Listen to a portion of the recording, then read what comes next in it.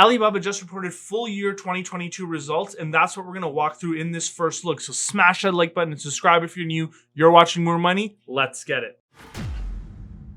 What's up, guys, and welcome to the first look for Alibaba's Q4 2022 results.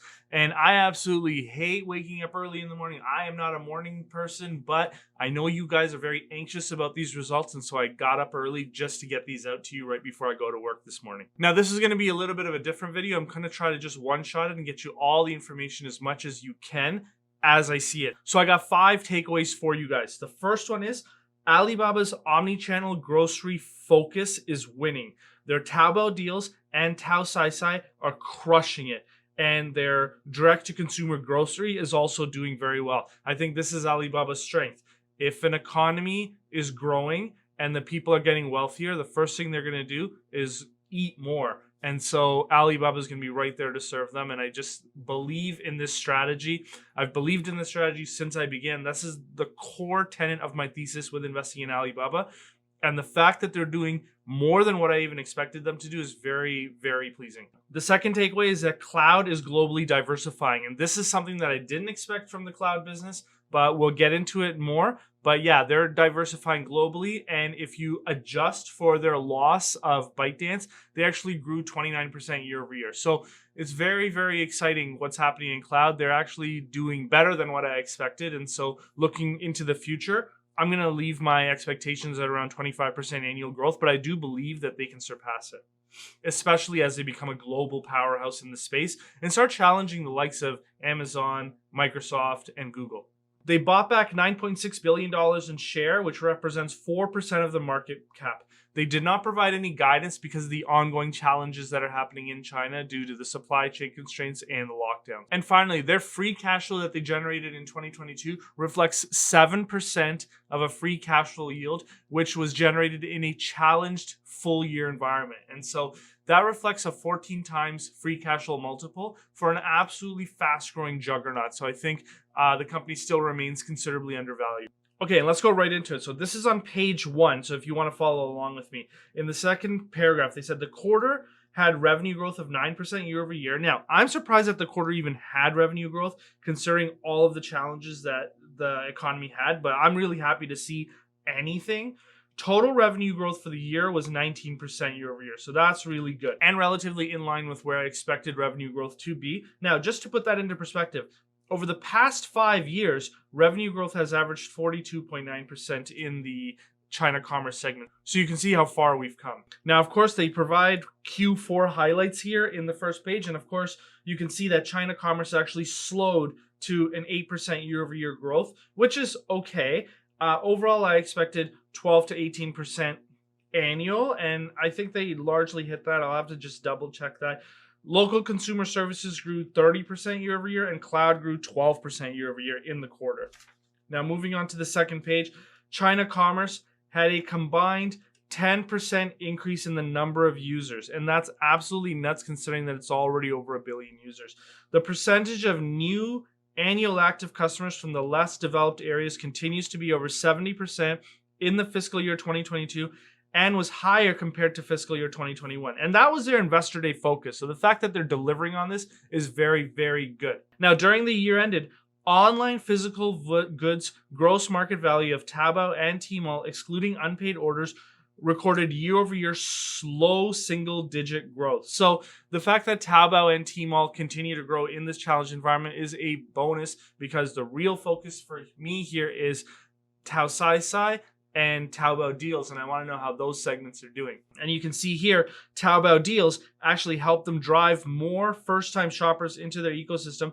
During the fiscal year and quarter ended, the number of paid orders on Taobao deals grew rapidly at over 100% and 35% year over year. So Taobao deals, they're continuing to execute what they said that they were going to execute on in their Investor Day. And remember, the reason why Taobao deals and Taocaicai is such a focus is because the largest growing subsegment of the Chinese economy is the rural and less developed cities, and that's what these segments target. Now, going into Taocaicai, I refer to Taocaicai as Pinduoduo's worst nightmare. Now, Taocaicai is now offering customers next day pickup service for grocery and daily necessity products at neighborhood pickup points. In the year, they completed their development of their core regional distribution centers and warehouse networks for the Taosai business in targeted regions and cities throughout China. They now have over 90 million annual active customers. So once again, Taosai, a fast-growing juggernaut, which is combining with the Xiniao network that Alibaba has to surpass any other online competitor. And they're winning. Now, going into direct sales, this is a segment of Alibaba that very few people talk about. I know the YouTubers on this platform don't get as excited about this subsegment as I do, but just pointing out, direct sales and other revenue grew 43% year over year. What other segment is growing 43% year over year? Sun Art and Tmall and Fresh Hippo are absolutely a key in this ecosystem cog because it allows Alibaba to have an omni-channel strategy. You want to buy online? We got you. You want to buy rural? We got you. You want to come into a grocery store? We got you. You want a bagel on your way to work from a locker? Fresh Hippo's got you. So I think this is a really good strategy, and I think this is the key cornerstone of their growth going forward. And this is what makes me very excited about Alibaba. Forget cloud, forget the other businesses. Grocery is my key thesis here. And you can go back to that Alibaba initiation series that I put out a year ago. I was still singing the same tune about Alibaba's grocery and especially Fresh Hippo. And so they say here, we have developed diversified fulfillment networks and are able to offer time guaranteed delivery, same day delivery, and next day delivery in China. So once again, they're doing everything they said that they would be doing in their investor day. And so overall, I have a note here where I say there's a quiet direct sales revolution in China being driven by Alibaba. Nobody else can compete here, I think. Now, moving on to their international commerce segment, you guys know that they have 4 major brands. They have Lazada, which is Southeast Asia. They have AliExpress, which is global. They have Trendyol, which is Turkey, I believe. Guys, correct me in the comments if I'm wrong there. And then they have Duraz, which is Pakistan. Now, what I'm worried about is AliExpress because they service sort of like Russia and stuff, and so you might have challenges there. And I think that's what they did say. So Lazada continues to execute well. They're focusing on a localization strategy. Lazada grew 32% year over year. Trendyol grew 48% year over year. Now, here's what I was worried about.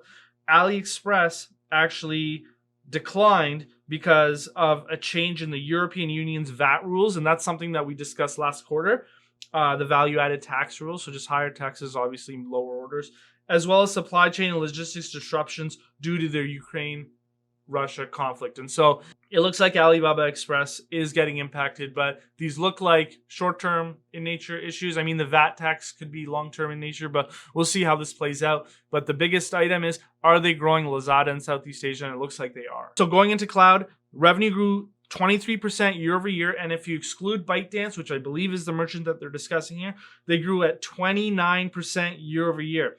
And you guys remember my forecast for this segment is high at 25%, so they surpassed it this year. Very exciting.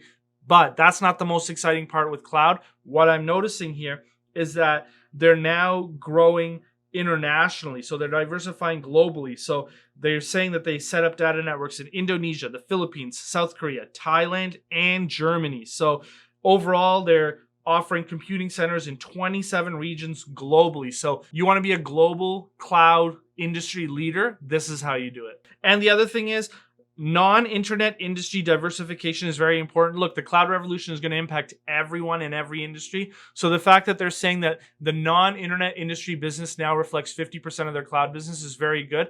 I want the internet industry business to be less than 10% overall 10 years from now. And so that's the direction that they're headed. Very excited to see that happen. Now, moving on to share repurchases. They purchased 60 million ADS shares during the year, which reflected 9.6 billion shares. So I believe that that reflects approximately around 4% of their market cap right now. So that's very healthy.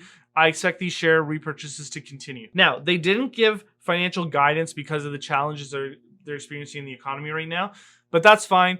In the deep dive, I'll give expectations of where I believe that this company is going to go in the future. Also, I'm going to provide a revamped model, so stay tuned for that. So that's just a reminder, guys, that there is going to be a full deep dive. Generally, they're multi-video deep dives. And so in order to make sure that you don't miss that video, please take a moment right now and hit that subscribe button and ring that notification bell so you're notified when that video becomes available. or video series. And so the last point that I want to make is that they earned $15.6 billion of free cash flow in 2022 in a challenge environment, which divided by their $228 billion of market cap, that reflects a 7% free cash flow yield. You reverse that, that gives you a 1 divided by 14, which equals 7%. So in other words, they have a 14 times free cash flow multiple, which is what they're trading on for a company that's absolutely leading the grocery space and becoming a global cloud powerhouse. This is an absolutely undervalued situation, and I'm very much considering tripling down on this name. I'm going to review my portfolio and see if I can do it based on my diversification rules. I think I might have some wiggle room, so we'll see here. I will put out a video once I do triple down on Alibaba. So I'll leave it there, guys. Let me know in the comments what you guys want me to cover in the full deep dive. And also, guys, the other thing that I do want to mention is that a lot of you guys are saying that you're all in on Alibaba. That really concerns me because you should consider diversification. In our Patreon model that everyone has access to at that $5 tier, you see that we have a record number of companies that are now trading close to 50% of their valuation. So there's a lot of ways to diversify here. And so you can get access to that at the $5 Patreon level. And once again, like I always say, if it's not for you after you tried it out for a month, no problem. Send me a message in the Patreon app, say it's not for you, and you'll fully get refunded your first month. And of course, Patreon doesn't charge you until after the first month anyway, so there's no risk to you. Also, guys, I recently put out a free course on how to invest in a recession, and I highly encourage you guys to take a look at that video. You can get to it right here.